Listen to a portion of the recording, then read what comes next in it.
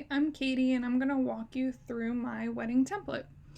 I created this wedding template when I started planning my own wedding, which I am still in the progress of planning, so I'll keep updating this as I make tweaks to mine, but I'm pretty far along, so I think this is pretty solid at this point.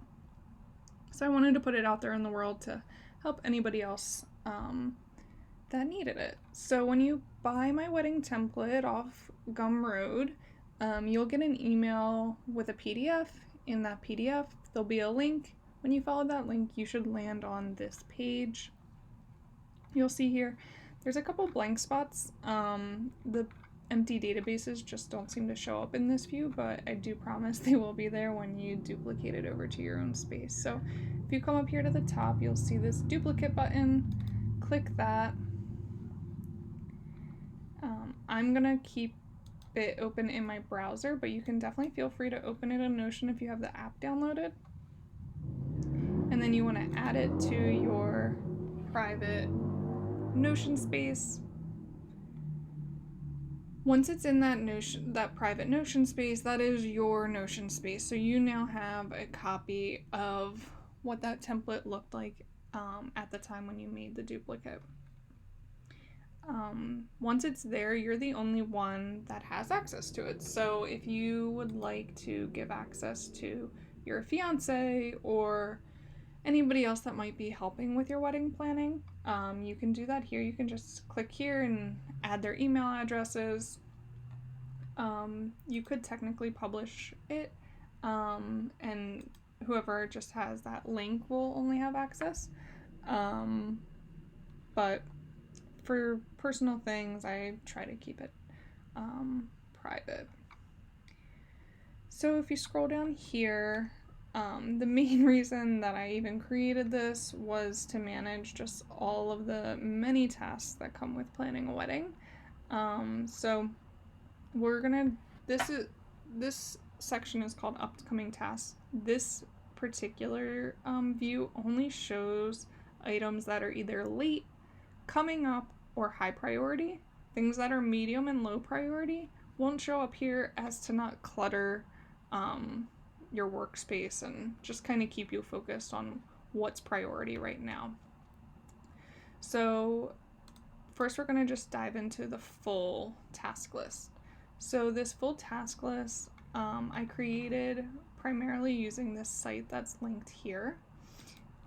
In this site you'll see they actually broke it down by when you need to do these things. So from 12 months out all the way to the night before and the day of tasks. So I took the tasks from this site and I plugged them into this database. And then I added a field called recommended time frame, and that's the recommendation for when that task should be completed. Now, that you don't have to stick to that. That's just the general guideline, but obviously do whatever works for you. Now, a lot of these you're probably not going to be able to add a due date to until you have booked your venue. Because then once you book the venue, then you really for sure know your date. Once you have your date, then you can go through and start actually adding the due date to all of these. But in the short term, when you're just kind of focused on these initial things that you have to do, you can really just put due dates that make sense to you for you at the time. So for this one, I just put a random date in there just to make sure that it showed up on the other page. But as you change the due date, you'll see that the priority will change too. So this priority field is a formula field. So it's based on the due date. So it looks at if the due date has already passed, then it marks it as late. If the due date is within the next 14 days, it marks it as coming up. If the due date is between 2 weeks out and 2 months out, then it'll mark it as high priority. And then anything between 2 months and 4 months gets marked as medium, and anything over 4 months gets marked as low. I've tweaked that formula as I have been going through my wedding planning process just to really narrow it down. I found it most helpful to know things that are 2 months out on this dashboard view. I found it helpful to know anything that's late, but anything up to 2 months out, I found useful to know because some things take time, whether it be just the amount of people that you need to coordinate with or communicate to, or just going back and forth with vendors. Sometimes it can just take time because most of us aren't full-time wedding planners. We also have maybe we have a full-time job, maybe we have family that we were taking care of, just normal adulting life tasks that come up. So I realize most of us are trying to plan a wedding while managing the rest of our lives. So it can be a little bit overwhelming. So to make sure that you have enough time to do all of the things and kind of space it out, I found it helpful to know at least what's happening in the next 2 months so that I can start thinking about things, start planning on them, and start working them into my normal day-to-day to-do lists.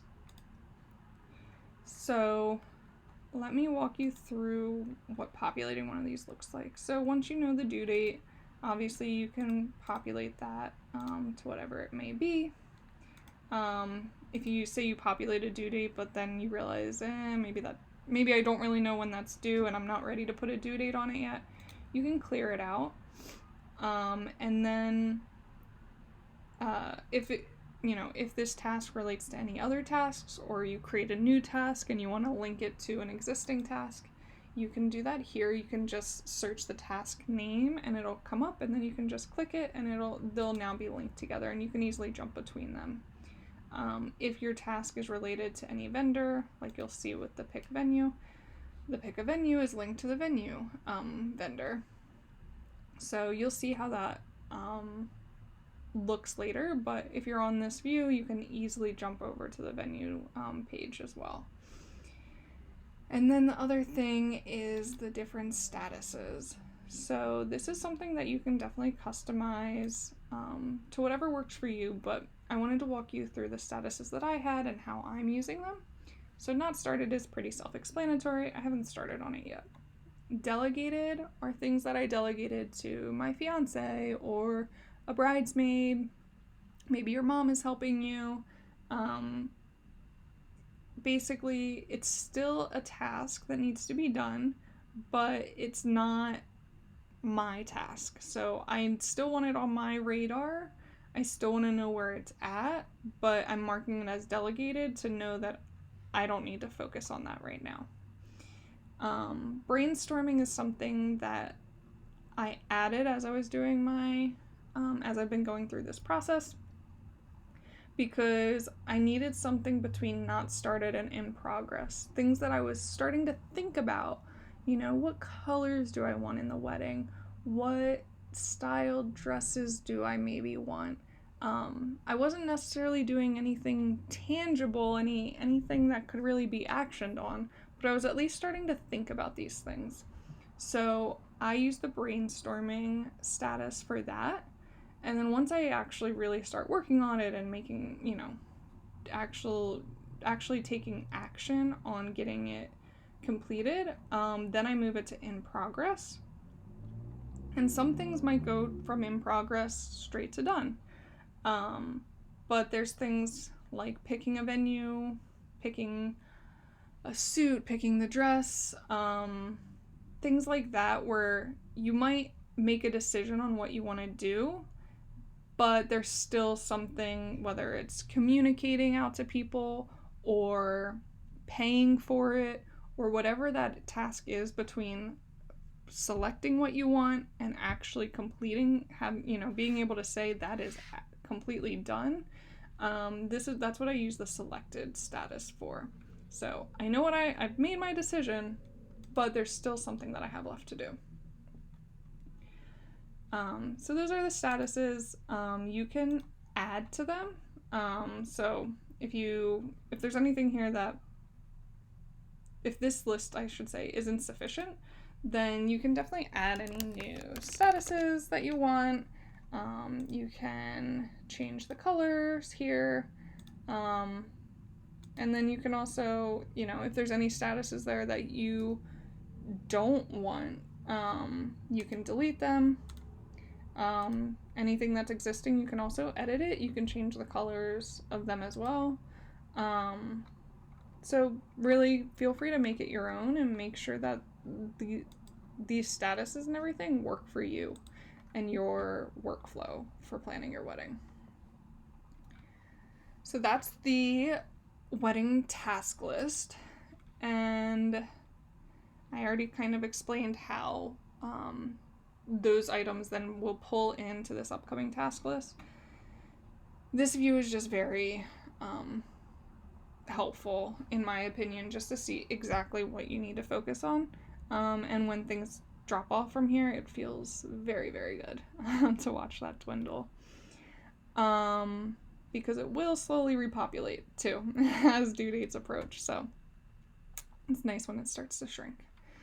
Next, I want to walk you through the rest of the page. So the template instructions and image references, pretty self-explanatory. The written instructions are in there.